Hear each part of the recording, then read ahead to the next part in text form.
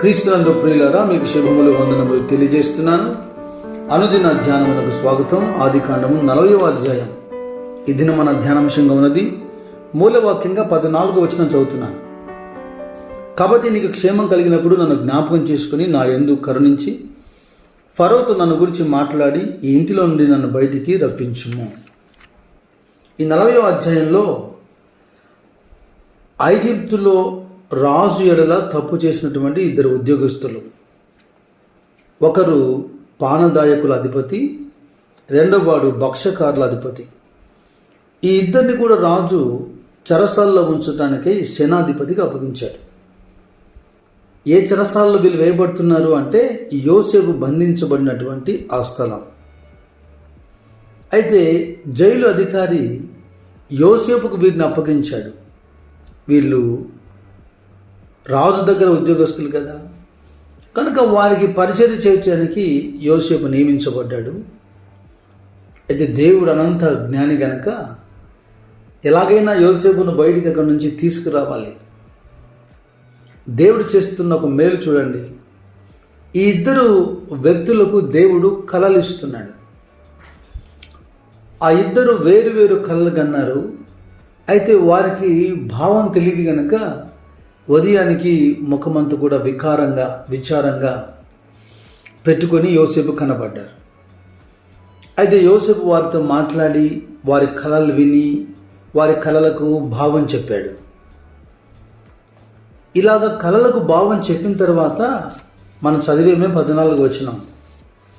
ఆ కళ భావము నీ జీవితంలో నెరవేర్చబడిన తర్వాత 3 దినాల్లో తిరిగి నీ ఉద్యోగం నీకు రాజు ఇప్పించిన తర్వాత, నీ తల పైకెత్తి నేను గణపరిచిన తర్వాత, నీకు క్షేమం కలిగిన తర్వాత నన్ను జ్ఞాపకం చేసుకోమని, నా గురించి ఫరోతో మాట్లాడి నన్ను ఇక్కడి నుంచి విడిపించమని యోసేపు చేస్తున్నటువంటి రిక్వెస్ట్ ఇది. ఇక్కడ యోసేపు ఆ వ్యక్తికి మేలు చేయకుండా కేవలం అధికారి గనక అతని కాళ్ళ వేల పడడం లేదు. యోసేపు అతనికి మేలు చేశాడు. ఏదైతే యోసేపు ఆ కళకు భావం చెప్పాడో అలాగే 3 దినాలకి ఆ వ్యక్తి యొక్క ఉద్యోగం తిరిగి అతనికి దక్కింది. నా ప్రియ సహోదరులారా, చాలా సందర్భాల్లో ఇరుకుల్లో ఇబ్బందుల్లో మనం వెళ్తున్నప్పుడు, లేదా ఆర్థిక పరమైనటువంటి సమస్యల మధ్యలో మనం ఉన్నప్పుడు, మన ఎదురుగా ఉన్న స్నేహితున్నో లేదా మన రక్త సంబంధికునో మన బంధువునో మనం జ్ఞాపకం చేసుకుంటాం. కొన్ని సందర్భాల్లో మనవారే కదా అని నోరు తెరిచి సహాయం చేయడానికి కూడా అర్థిస్తాం. కానీ ఎదుటివానికి మన ఆక్రందన, ఆవేదన ఆ స్థాయిలో అర్థం కాదు. కీర్తనకారుడు 121వ కీర్తనలో, కొనల తట్టు నా కన్నులెత్తుచున్నాను, నాకు సహాయము ఎక్కడి నుండి వచ్చును, యెహోవా వలె నాకు సహాయం కలుగును, ఆయన భూమి ఆకాశములను సృజించిన వాడు. ఇక్కడ యోసేపు ఆ వ్యక్తి బయటికి వెళ్ళిన తర్వాత, తన ఉద్యోగం తనకు రిస్టోర్ చేయబడిన తర్వాత కంప్లీట్గా యోసేపును మర్చిపోయాడు. ఇది ఒక విధంగా యోసేపును అవమానించడమే, గేలి చేయడమే. ఇలాగ మన హృదయాల్లో కూడా మన ద్వారా మేలులు పొందినవారు, లబ్ధి పొందినవారు, దీవించబడిన వారు, క్షేమం పొందినవారు మన అవసాన కాలంలో మనల్ని జ్ఞాపకం చేసుకోకపోవటం మనల్ని ఎంతో బాధిస్తూ ఉంటుంది. అలాంటి అనుభవాలు కూడా మనం వెళ్ళి ఉంటాం. అయినా కలవరపడవలసిన అవసరం లేదు. ఎందుకంటే యెషయాలో చాలా స్పష్టంగా దేవుడు మనకు ఒక వాగ్దానం ఇస్తున్నారు. 49వ అధ్యాయంలో 14వ వచనం నుండి, అయితే సియోను యెహోవా నన్ను విడిచిపెట్టి ఉన్నాడు, ప్రభు నన్ను మరిచి ఉన్నాడు అని అనుకొనుచున్నది. మన ఫీలింగ్ ఏంటంటే దేవుడు నన్ను మర్చిపోయాడు కనుక ఈ మనుషులు నన్ను మర్చిపోయారు, దేవుడు నాకు సహాయం చేయట్లేదు, లెక్కలేనన్ని దినాలు నన్ను మర్చిపోయారు అని మనం అనుకుంటున్నాం. అయితే ఆయన మనసులో ఉన్న ఆయన ఉద్దేశం వినండి. స్త్రీ తన గర్భమున పుట్టిన బిడ్డను కరుణింపకుండా తన చంటి పిల్లను మరచున వారైనా మరచుదురు గాని నేను నిన్ను మరవను. దేవునికి స్తోత్రం, హల్లెలూయా. ఆయన ఎలా మర్చిపోగలడు? చూడుము, నా అరచేతిలో నిన్ను చెక్కియున్నాను, నీ ప్రాకారము నిత్యము నా ఎదుట ఉన్నది. అరచేయి దినమంతా మన ఎదురుగానే కనబడుతుంటుంది. అరచేతిలో మనం చెక్కబడి ఉన్నాం. ఎలా మర్చిపోతాడు ఆయన మనల్ని? ఇక్కడ దేవుడు యోసేపును మర్చిపోలేదు అనే దానికి గల కారణం ఏంటంటే, ఈ వ్యక్తి మర్చిపోయాడు. ఆ వ్యక్తి మర్చిపోయాడు కనుక దేవుడు ఏకంగా ఫరోకే కొన్ని కలలు ఇస్తున్నాడు. దేవుడు మర్చిపోయేందుకు అన్యాయస్తుడు కాదు. తగిన కాలమందు ఆయన తన కార్యాన్ని ఏ విధము చేతనైనా ఆయన దాన్ని సంపూర్ణం చేస్తాడు. 118వ కీర్తనలో దావీదు ఇలా రాస్తున్నాడు 5వ వచనంలో, ఇరుకునందుండి నేను యెహోవాకు మొరపెట్టి తిని, విశాల స్థలమందు యెహోవా నాకు ఉత్తరమిచ్చెను.